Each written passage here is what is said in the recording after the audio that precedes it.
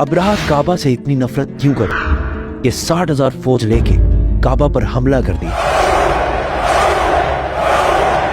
क्योंकि काबा पूरे अरब के लिए सबसे मुकद्दस जगह बन चुकी है। पूरे अरब से लोग मक्का इबादत के लिए आते थे, जिससे चंद लोग बहुत पैसा कमा रहे थे। अब्राहा को इस बात से बहुत गुस्सा आता था कि ये गरीब मक्का वाले, ना इनका कोई बादशाह है ना कोई गवर्नमेंट है, ये क्यों पूरे अरब का सेंटर बन चुके हैं। तो उसने हमले से पहले अपनी सल्तनत यमन के कैपिटल सना में एक बहुत बड़ा चर्च बनाया ताकि लोग काबा को छोड़कर उसके पास आए।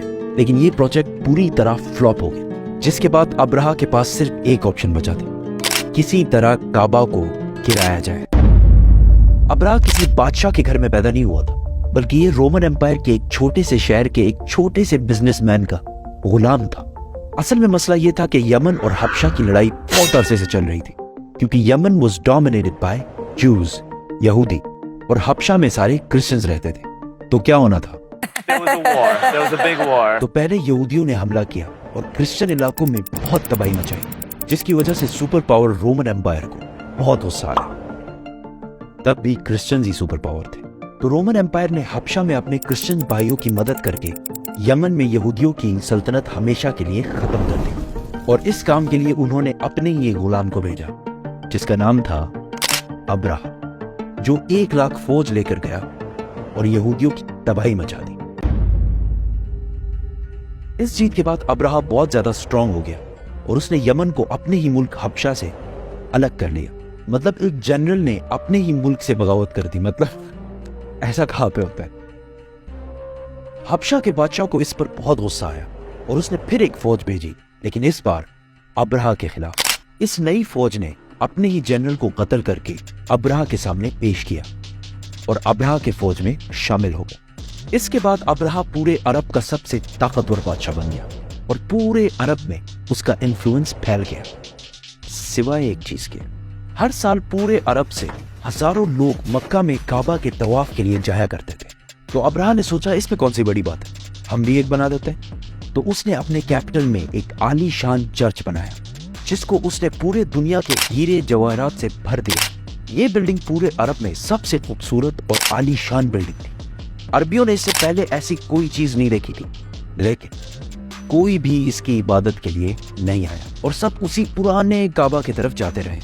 इतना खर्चा और इतना सब कुछ करने के बाद भी जब अब्राहा फेल हुआ, तो उसके पास सिर्फ एक ही ऑप्शन बचा। तो उसने 60,000 लोगों की फौज जमा की और काबा पर हमला कर दिया।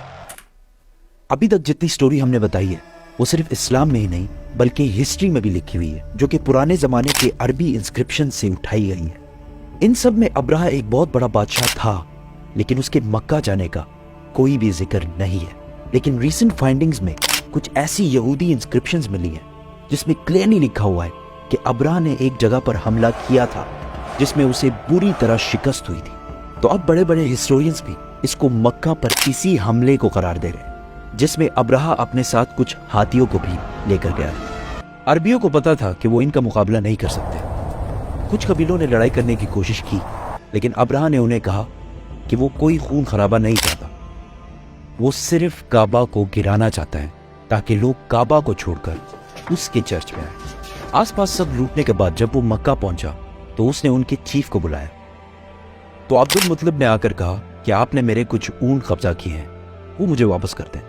तो अब्राहा ने हंस कर कहा कि मुझे तो लगा तुम बहुत बहादुर शख्स होगे, तुम्हें तो अपने ऊंटों की टेंशन है। तो अब्दुल मुतलिब ने कहा कि मैं सिर्फ अपने ऊंटों का मालिक हूं, इस घर का जो मालिक है वो जाने और तुम जानो, लेकिन इतना मैं बता दूं, आज तक कोई भी इस घर को नुकसान नहीं पहुंचा पाया। अल्लाह। अगले दिन अब्राहा ने अपनी फौज को हमले का हुक्म दिया, लेकिन उसका हाथी रुक गया और बहुत कोशिश के बाद भी वो नहीं हिला। उसी वक्त आसमान से कुछ परिंदे आए और हर एक के मुंह में एक पत्थर था। ये ऐसे परिंदे थे कि उस दिन से पहले ना इन्हें कभी किसी ने देखा और ना उस दिन के बाद, और वो अब्राहा की फौज के लोगों को टारगेट कर करके मार रहे थे। अब इसको बहुत सारे हिस्टोरियंस ने स्मॉल पॉक्स की एक एक्सट्रीम किस्म का है, क्योंकि जैसे ही पत्थर इनके जिस्म को लगता था तो वो खारिश कर करके अपने ही गोश्त को निकाल देते, हत्ता कि कुछ लोगों की हड्डियां तक नजर आने लगी। इस हालत में ये फौज वापस भागी اور ابرہہ کی 60,000 کی فوج تباہ و برباد ہو گئی۔ مکہ کے قریش کی یہ جیت پورے عرب میں پھیل گئی اور قریش عرب کے نئے بادشاہ کے طور پر سامنے آئے۔ اس واقعے کے بعد پورے عرب سے لاکھوں لوگ کعبہ کے طواف کے لیے اور بھی آنے لگے اور مکہ میں ہر سال عکاظ کا عظیم الشان میلہ سجنے لگا۔ مکہ والوں کی دولت ڈبل ٹرپل آسمان سے باتیں کرنے لگی۔ لیکن اسی سال اچانک ایک دن ایران کے سب سے بڑے ٹیمپل میں جو آگ سالوں سے جل رہی تھی بجھ گئی اور اسی دن مکہ میں ایک یتیم بچہ پیدا ہوا جس کا نام تھا محمد۔